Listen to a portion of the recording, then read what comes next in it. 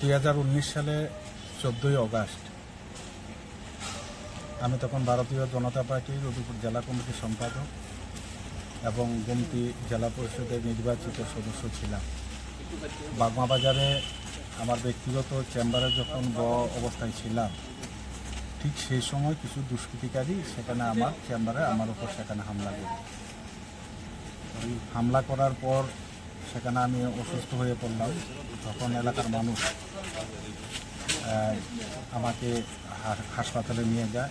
পরবর্তী সময় সেখানে খবর পেলাম যে বাগমাবাজারে আরএসএস কর্মী বিল্টু সিনহা সেখানে আহত হয়েছেন। তাকে জাপানি হাসপাতালে নেওয়া হয়েছে। সেখান থেকে আগরতলা জিবি হাসপাতালে নেওয়ার পর চিকিৎসারত অবস্থায় বিল্টু সিনহা সেখানে নিহত হয়েছে।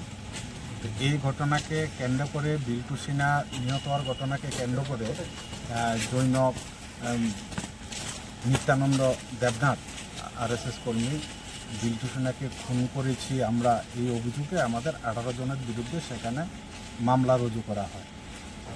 2019 সাল থেকে আজ পর্যন্ত সে মামলা চলছে।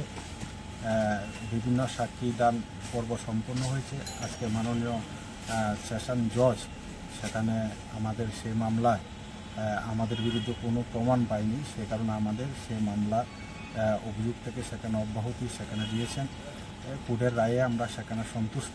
আমরা কোর্টের যে রায় দিয়েছে আমাদের বিচার ব্যবস্থার প্রতি সেখানে সম্পূর্ণ আস্থা ছিল।